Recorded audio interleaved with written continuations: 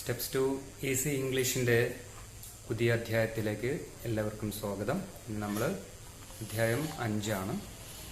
അപ്പോൾ നമ്മൾ എങ്ങനെ ഇന്നത്തെ വീഡിയോയിൽ പറയാൻ പോകുന്നത് എങ്ങനെ നമ്മൾ ഒരാളെ ഗൈഡ് ചെയ്യും, ഒരു ഡയറക്ഷൻ കൊടുക്കും, ഒരു ഇൻസ്ട്രക്ഷൻ കൊടുക്കും എന്നതിനെ കുറിച്ചാണ്. എയർപോർട്ടിൽ വന്ന് ലാൻഡ് ചെയ്തിരിക്കുന്ന ഒരാൾ സ്വീകരിക്കാൻ വേണ്ടി വാഹനവുമായിട്ട് വന്ന് നിൽക്കുകയാണ്.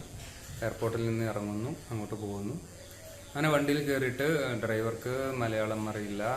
അദ്ദേഹത്തോട് ഇംഗ്ലീഷിൽ സംസാരിച്ചാൽ നമുക്ക് പാർക്ക് ഹോട്ടലിലേക്ക് എത്താം എന്ന രീതിയിൽ ഒരു സിറ്റുവേഷൻ മനസ്സിൽ കരുതുക.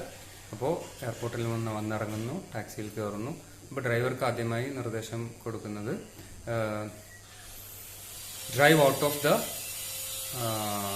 എയർപോർട്ട്.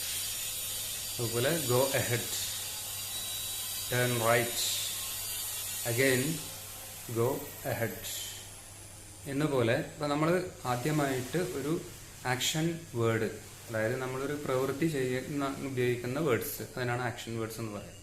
ഇപ്പോൾ ഉദാഹരണത്തിന് നിങ്ങൾ ഇന്ന രീതിയിൽ സ്റ്റാർട്ട് ചെയ്യുക, ഇന്ന രീതിയിൽ തിരിക്കുക, വളക്കുക എന്നൊക്കെ പറഞ്ഞ പോലെയുള്ള ഒരുപാട് നിർദ്ദേശങ്ങളാണ്, ഡയറക്ഷൻസാണ് നമ്മൾ കൊടുക്കുന്നത് ഒരു പ്രോസസ്സിലേക്കുള്ള കാര്യങ്ങൾ. അതായത് ഒരു കാര്യം നമ്മൾ ചെയ്യുമ്പോൾ എപ്പോഴും നമ്മൾ അത്യാവശ്യമായിട്ട് വരുന്നൊരു സാധനമാണിത്. അപ്പോൾ അതിൽ ആദ്യമായിട്ട് ആക്ഷൻ വേർഡാണ് ഇതിൽ ഉപയോഗിക്കേണ്ടത് എന്നതാണ് പ്രധാനം. അപ്പോൾ നിങ്ങൾ എല്ലാവരും ബോർഡിലേക്ക് നോക്കുക എന്ന് പറയണമെങ്കിൽ ലുക്ക് അറ്റ് ദ ബോർഡ് നമ്മൾ പറയുന്നത്, അത് ലുക്ക് എന്ന വേർഡാണ് നമ്മൾ ആദ്യമായിട്ട് ഉപയോഗിക്കുന്നത്.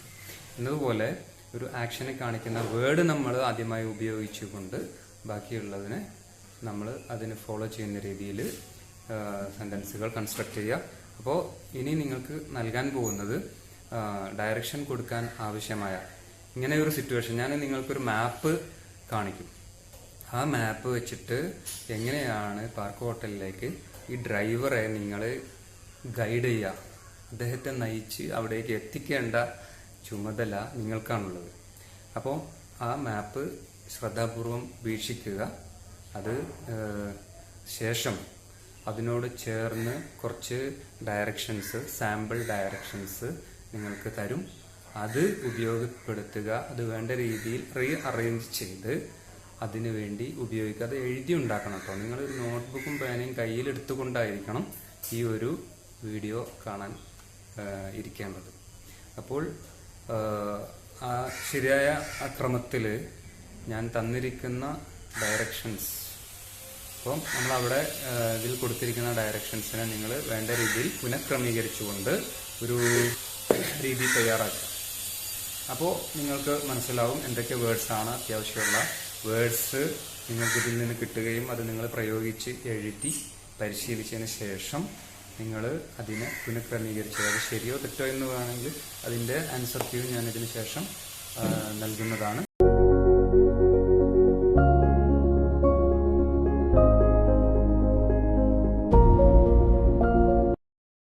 അപ്പോൾ നിങ്ങൾക്ക് ഒന്നുകൂടി ഉറപ്പാക്കാം. അപ്പോൾ ഇന്നത്തെ വീഡിയോ ഇതുകൂടെ അവസാനിക്കുന്നു. നിങ്ങൾ എങ്ങനെ ഒരു ഡയറക്ഷൻസ്, എന്നിങ്ങനെ ഒരു ദിശ കാണിച്ചു കൊടുക്കാം മറ്റുള്ള ഒരാൾക്ക് എന്ന ഒരു സംഭവമാണ് ഇന്നത്തെ ഈ വീഡിയോയിൽ പങ്കുവച്ചത്. നിങ്ങൾ പരമാവധി പ്രാക്ടീസ് ചെയ്യുക. പരമാവധി ഈ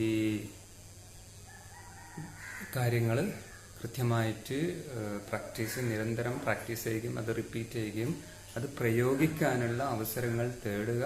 ആ അവസരങ്ങൾ അത് പ്രയോഗിക്കുകയും ചെയ്തു കഴിഞ്ഞാൽ speaking English will be very easy and you will be confident. നിങ്ങൾക്ക് കോൺഫിഡൻ്റായി സംസാരിക്കാൻ കഴിയും. അപ്പോൾ എല്ലാവർക്കും ഒരു നല്ല ദിനം നേർന്ന് നിർത്തുന്നു. നന്ദി, നമസ്കാരം.